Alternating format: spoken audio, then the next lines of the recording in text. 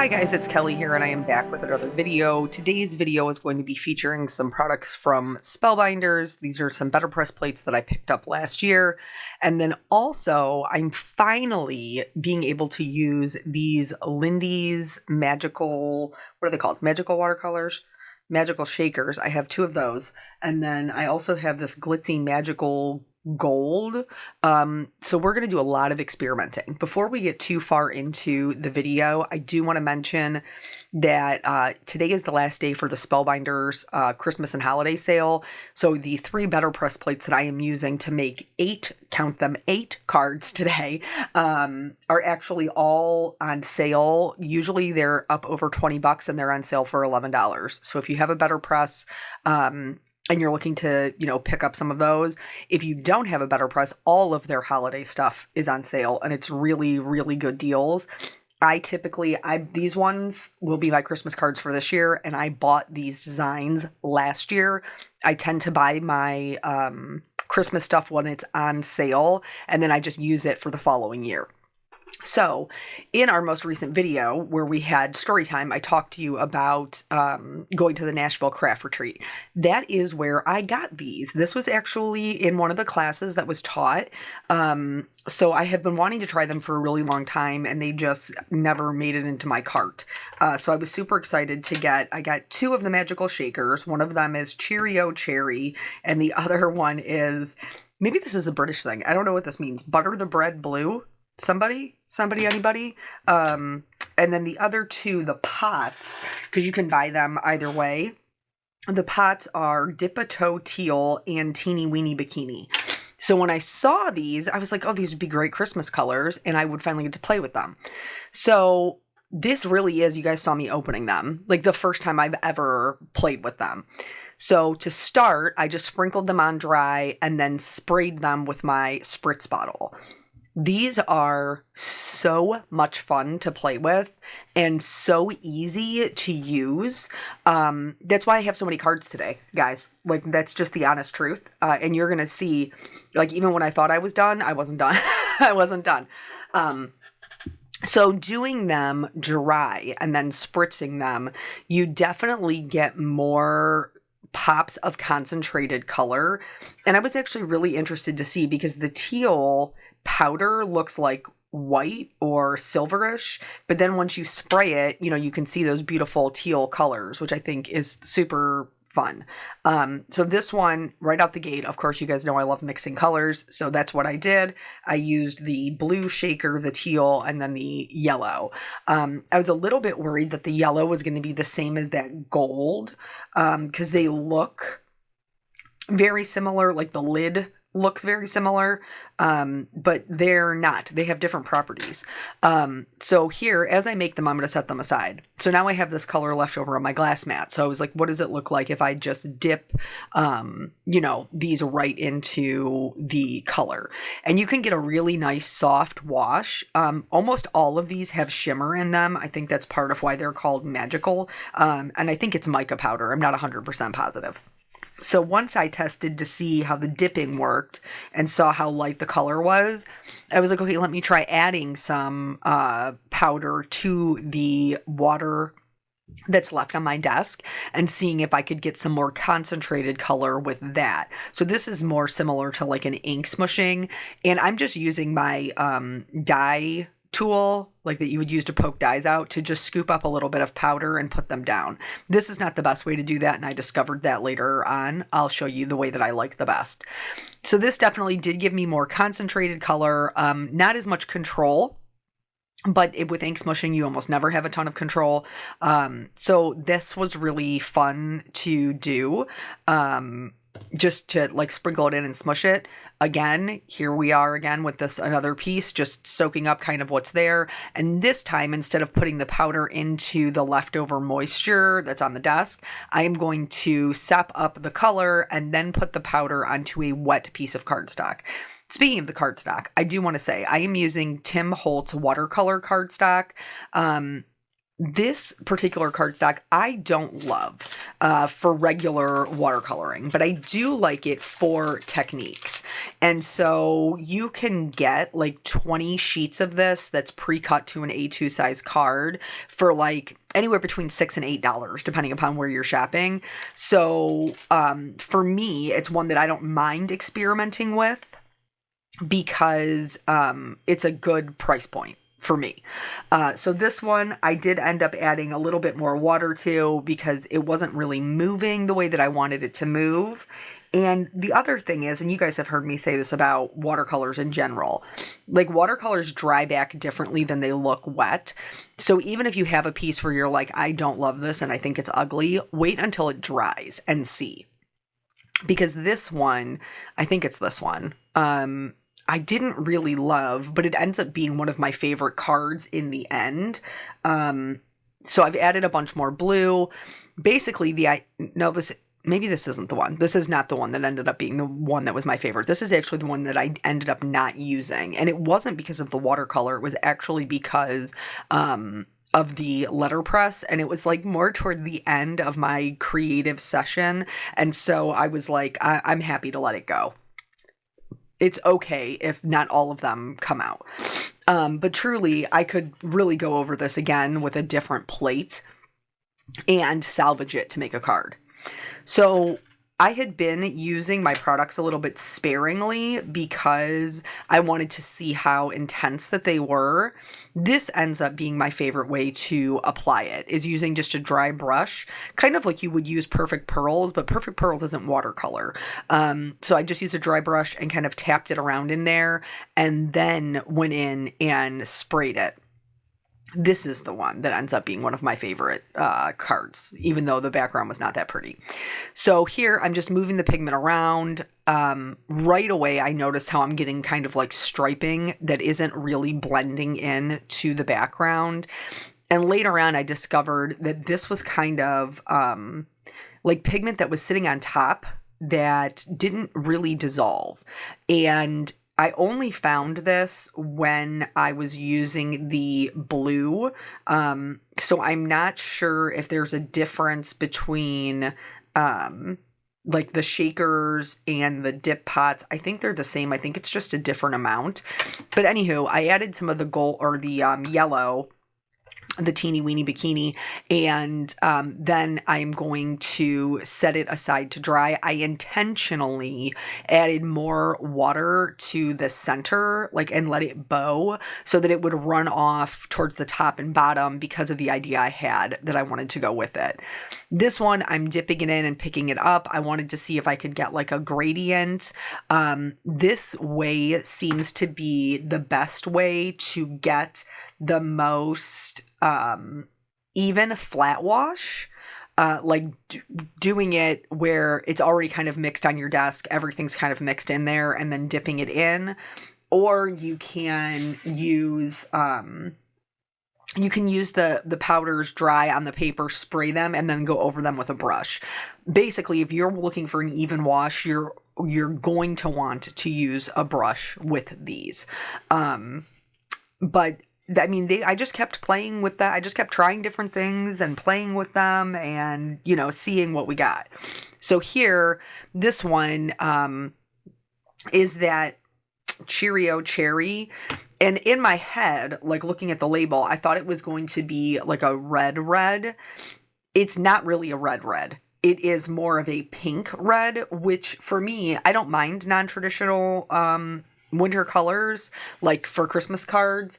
It's close enough to a red to make it work, but it does tend to be a bit on the pink side, which actually is pretty common with watercolors when you're talking about things that are not like true watercolor pigments. So here I did the pink and the, what is this? The pink and then the yellow and then the teal. And we're going to do more of like a stripe. So this is going to be a bit more even. This card, for some reason, very much reminds me of like a Jen Shirkus card. So this one is like a little bit more kind of playful than maybe the other types of cards. Once I got to the bottom, I'm going to clean off my brush and I'm going to take clean water from the bottom up so that it blends softly into that clean water. And then I can go in with a clean cloth, damp that up to keep the pigment from moving anymore.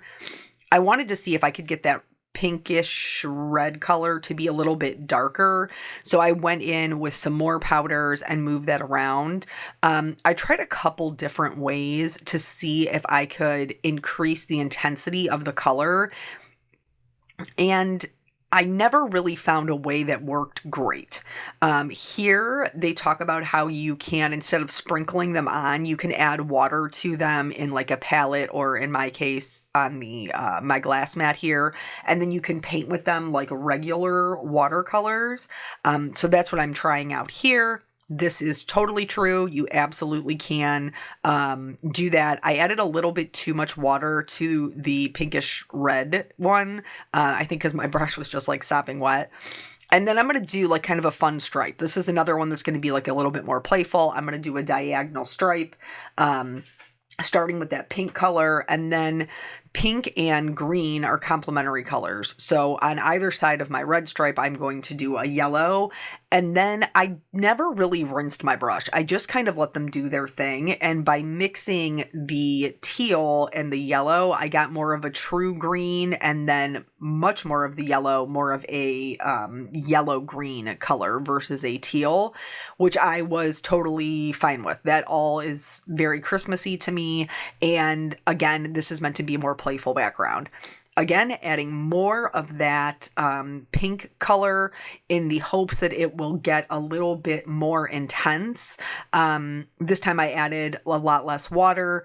It is slightly buildable, but honestly not super buildable. So I'm just going to go very quickly back over a couple of stripes, and then we're going to move on from that one. This one, I am putting down clean water first, and then I'm putting it all over the page, and then I am going to add this pinkish color at the top, and about 3/4 of the way down. This is going to be another one that is going to kind of fade off. I have a couple of them that are like this. This one does not, like I wanted to see how it would fade out. Most of, tried to add more to make it more intense at the top. Again, that worked-ish. I was like, okay, well, maybe if I add another color, I could make it a little bit darker. So I'm actually going to go in and add a bit of that blue to the top to see if I could make it just a little bit darker. And again, this worked-ish. Like, I thought that the blue would be a lot more intense with the pink. It was not. It gives me like a middle of the road-ish, purplish color. And then it was time to test this glitzy magical gold. So this stuff is supposed to be more, less watercolor, more kind of like fixative and pigment. I hope that makes sense. And it does work. To me, it works very similar to like the way a Perfect Pearls would work. It does not really spread. Like, this background was sopping wet, and I, put some in. It doesn't really spread too much. It does a little. But what I've noticed with all of these powders, if you're like sprinkling them on a wet background, they tend to kind of just... If you've ever made sauce with cornstarch, like, and you just put the cornstarch in without mixing the cornstarch into a little bit of water, and like how cornstarch just absorbs everything around it, but it stays kind of clumped up until you go in there and mix it. All of the powders reminded me of that when they were put on a wet background. Here, I'm trying the Glitzy Magical Gold one as just a spatter. It works great for that. Definitely holds its pigment. Really, really like that a lot. And then it occurred to me that I never tried to spatter any of the other colors, so I wanted to try that too. Those work just as well for that. But... So if you are somebody who is looking for like more abstract kind of backgrounds, I would recommend putting it on dry, spraying it with a there's a mister to get it moving and then just let it do its own thing. If you are a person who wants a bit of a flatter, more even wash, I would recommend putting it down, either dry and then spraying it and using a paintbrush, or using the paintbrush to cover the whole thing first and then adding your pigment and again going back in with your paintbrush. Here, I didn't love the hard edge that I had at the bottom. And so I wanted to see how I could, whether or not I could go back in, re-wet everything, and kind of rework the edge. This actually worked great. I was able to go in. So just know that even though your backgrounds, once they're dry, you can go back in with water and move the pigment around still. It's not fixed. So you just know that if you're adding shimmers on top of it, they're all very shimmery. There isn't really a reason to add shimmers on top of it, like with a clear glitter pen. But so I did dab in some more at the bottom and then kind of just patted it with a paintbrush, and that worked great. Here, what I'm going to do is see, now that it's dry, if I can go back in and make that top a little bit darker to see if I can build like layer by layer like you would with traditional watercolors. And again, this worked-ish. The spatters that have really concentrated color, you can definitely tell are a little bit darker, but I don't really think I made the top any darker than it was before with the purple and the blue. So that, I think, is all of them. Here is the other thing that I noticed. And I actually sent Lindy's gang a message to see if this was accurate information, but nobody's gotten back to me. And now it's time to do the voiceover, which, by the way, I hope you packed like a drink and popcorn, because it's a long one, right? But what I noticed is some of them had kind of like a gritty feel on top. And what I think it is just undissolved powder. I'm not 100% positive if that's the case. But so this is all of them dry. And then I'm going to go in with my hand and just kind of rub over top of them a little aggressively. And you can see that there's some powder that kind of comes off. So I did this for all of them so that they would be smooth and my recipient would not have that gritty feel upon touching it. And that was fine. I didn't have, like, it didn't mess up the design when I did that. It just kind of dusted off the excess powder. And the shimmer really didn't come off. I think that all of these have a fixative in them. But like, I didn't really notice a ton of shimmer coming off like on my hand or anything like that. Here's all the powder that I did. I had off, and then I was like, what happens if I add some water to this? And it turns out it was really pretty. So even when I thought I was done playing, I wasn't done playing. I wet another piece of watercolor cardstock and went back in with it. And it kind of gave me like a blackish blue color, which wasn't bad, but wasn't super intense. So because I am me and now I've started doing it, did you see me hesitate? I was looking for my paintbrush. Now I had already rinsed out like my bowls and my paintbrushes and everything else. So that's why you see me using my finger here. But I definitely noticed, and you can see me kind of leaving those little spots behind, that it's still a little bit gritty. And that just may be the texture that you get, and then until you kind of buff it off after it's dry. I'm going to add in some more blue, and then I am going to add in a little bit of that cherry color, kind of more towards the bottom, because I had a fun idea for this as kind of like a landscape.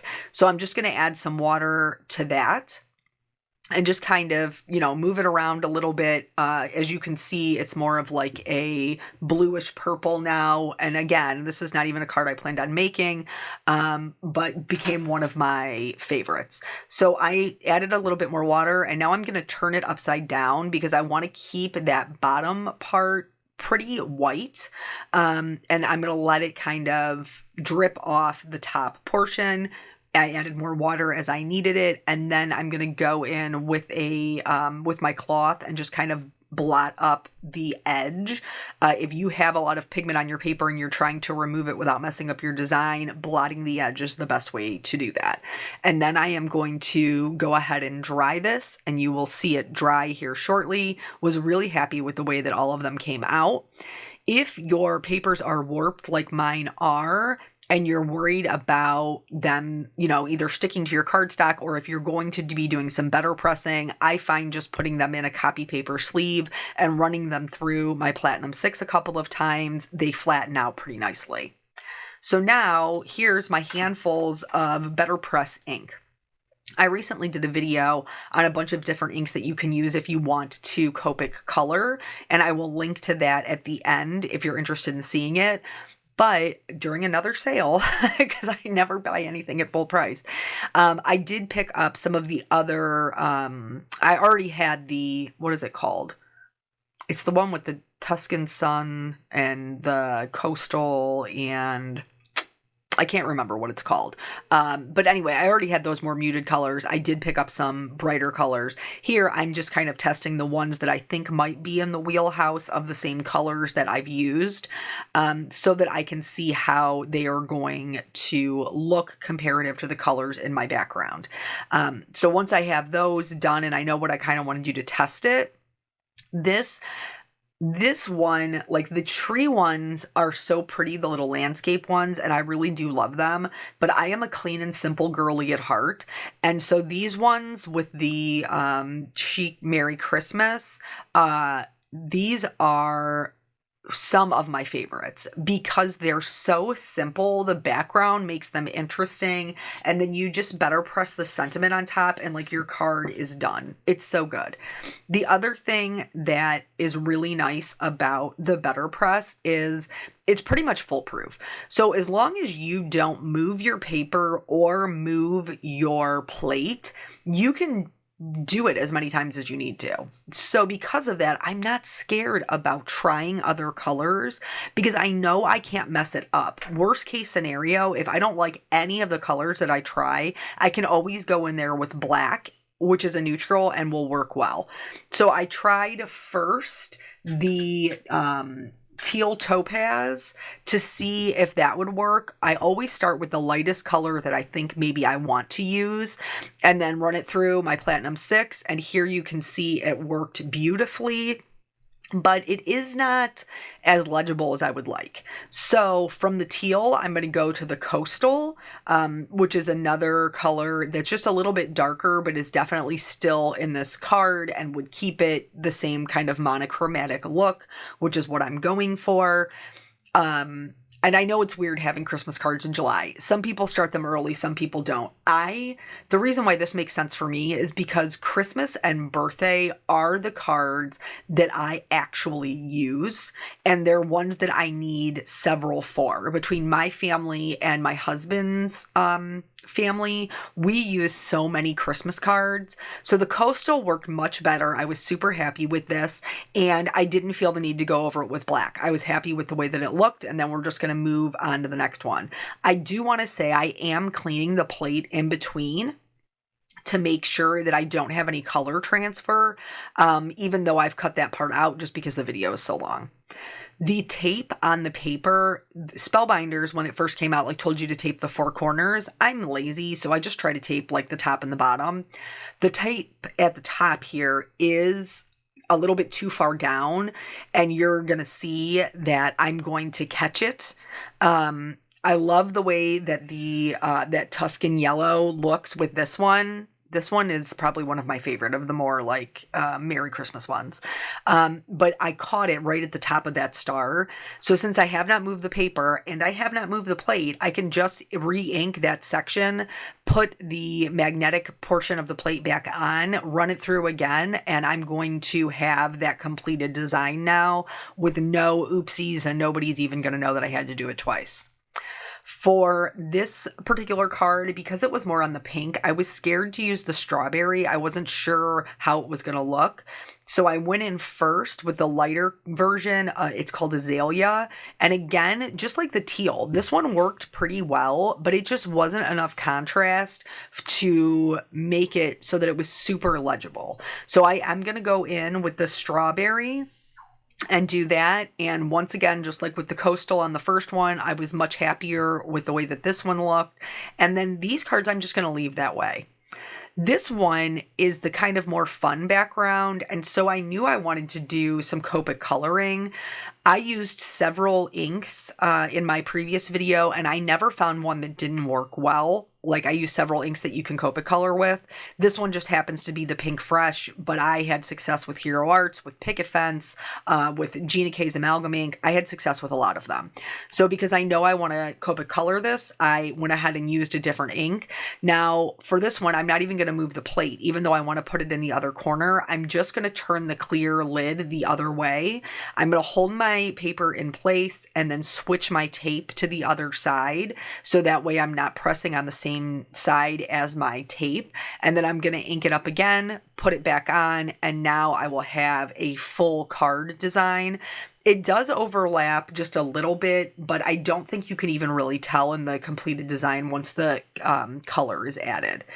Another way that you can use plates like this is to do a tone on tone and use it as kind of a background piece. So the coastal on top of this blue-green background really adds kind of some pretty flowers without them being the, the focal point. And we are going to come back to that card as well. This one I did another black, but I just left it where it was. And now I'm going to do the sentiment. So I could have done the sentiment and the plate at the same time, but I wasn't thinking about it. So here, all I'm doing is they have markers on the clear portion of it. And so I'm finding the center, and then I am looking here. I want my sentiment to be kind of like to the middle right. And so that means when I put it down on the magnet, portion, I want it to be a little bit to the top left. So that way it's not going to overlap my design. And then this one, again, is going to be done. We're going to come back to this one. Remember how I talked about like doing the lighter color first, and then so that way you could come in with black if you needed to. In this case, I didn't need to fix the poinsettia, the corner poinsettia, but I wanted the sentiment to stand out. So I did the flowers in the coastal and then the sentiment and the black, and that worked really, really well. For this one, I want it to be a landscape card. Remember, this is the super ugly background that I didn't love before. I still am going to use it. I'm just holding it in place so that I could see where the trees needed to line up. I lined it up on my card, flipped it over, and then put it down into place. And then I always double check it at least once or twice to make sure it's in the right spot. I am inking this up with the black BetterPress ink that comes with the BetterPress. Right now, it doesn't look like anything special, but hang tight because I never leave anything alone. This is the one that I didn't end up using. I used the leaf ink to press the trees. And while it wasn't, I wouldn't go so far as to say it was ugly. It was just going to require more work that I was willing to put in this particular craft session because I was going to have to do something to like zhuzh it up. This one, we're going to use that white portion at the bottom to act like snow. And so here, this is me just checking where the bottom of the plate is. You'll see I'm kind of like holding my ring finger there. So that way when I flip it over, I can see where it's going to hit. I am happy with it like kind of 3/4 of the way down. I'm inking up with black ink, and then I am, running it through. So that one is going to be like, you can very clearly see the landscape already because the bottom is white. For these ones that are a little bit more kind of playful, a little bit more graphic, the stripes of different colors, I am going to add Copic coloring to. This one I'm showing you the coloring. The other one that has the 2 on it, I colored them the same way, but we're already almost 30 minutes into this video, guys, and we still got like another 10 minutes to go. So I did speed up this coloring. If you are interested in seeing it slowed down, there is always the tools on YouTube that you can use to slow the speed down. I would just mute it so I don't sound like, the teacher from Peanuts. But so I did color this in more traditional Christmas colors, reds, greens, yellows. And again, because I have kind of more playful backgrounds, I tried to keep the colors repeating of the elements in the background so that it doesn't look too busy. The other thing is you could totally just leave it pressed black with the sentiment and it would still be pretty. I just like to give you guys a lot of other options. Plus, I'm a colorist and I like to color. If you put a big, beautiful flower spray in front of me, I want to color it. So that's what I chose to do. The image is detailed enough and it's beautiful on its own that you wouldn't have to color it. But I did some different greens for the evergreens than for like the actual leaves. I used more of a yellow green. And because we already see that color in the background where the teal and the gold are meeting, like those make sense to repeat those. There are berries kind of all over. And so I wanted to do those yellow. They don't look like much just colored. I mean, they're not bad, but they're not like eye-catching. So I wanted to try something else because I'm all about the experimenting and seeing, what different things or different ways that I can use things to get the more bang for my buck. So now that both of these are colored, I'm going to go back to that glitzy gold magical stuff, and I am going to do a little scoop. I'm going to add a little bit of water, and then I'm actually going to use this to apply metallic to my berries, like a little highlight, as well as to the centers of my poinsettia. This worked great because when you're looking at it straight on, it isn't super noticeable, but when you catch it in the light, you can see all of these like gold highlights on each of the berries. Really loved the way that worked out. Really loved the way that those looked. Here, I'm going to wet my paintbrush. This is a 1-inch paintbrush, and I am going to go, instead of up and down, I'm going to go side to side. And because I use that black BetterPress ink, I don't have to worry about adding water to it after the fact. It's not going to run anywhere. And then while we're waiting for that to dry, we're setting that to the side. We're going to work on this one. And so I have Copic opaque white ink in 2 different applications. I have a pot, and then I have this one that has like a very thin paintbrush. And this is really perfect for adding like pops of white. So we're going to go in and add snow on top of these trees, as well as kind of like underneath them, to have like a really true white. And this isn't hard. Like, you literally just have to make sure, kind of like nail polish. You have to treat it like nail polish. If you got to make sure that the top doesn't have a bunch of ink running down before you start, otherwise it'll like glob onto your card. But other than that, it is really easy. You're just going to kind of follow the same shapes of the trees, just little flicks. It doesn't have to be perfect because snow isn't perfect. Here I am adding some white shimmer over top of the snow, just because I had left it like the cardstock white, and so I want there to be a little bit of shimmer there. And I also did some dots in the sky portion so it looked like it was snowing. For this one, I'm using a C9, so it's a very dark gray, and I'm just giving myself some land. It doesn't matter what the land looks like. You can see mine isn't even. It doesn't matter. It just needs to be a little bit of a shadow. And then I'm going to go in with this dark green. This is one of the leaf colors that we used for the coloring in the poinsettia. And I'm just adding little bits of green in those open areas. I'm not completely filling it in. I'm just doing little flicks of color. Then on the side, do you see where we're going with this yet? On this side, we're going to create the tree's reflection in the water. That is why when I did the background, I wanted to make sure that the color was running off the sides and not in the middle so that they would kind of mimic each other. So once I have the green down, then I'm going to go in with that same C9 because, we have black in those trees. And then this is just a clear shimmer because I know that I can kind of get some striping with that. And then that will like move the pigment a little bit. Then we're going to go in and we're going to do this, this same white Copic opaque white, and we're going to do the trees the same way we did the other trees, just kind of dabbing it in. Now we also have that green that's going on in there, so we have like some snowy trees, but this time we're going to use it also to fill in the land portion that's kind of like right up against the water. This does not have to be perfect by any means. It does not need to be solid. I left mine kind of stripy, but you just want to, be having enough like solid white closer to the edge for that shadow that we put in the first place to make sense. Then once you have the land filled in, you really want to make sure you don't need a lot on your brush to do the reflection of the snow. You're just going to do little white lines, through the water to make it look like water.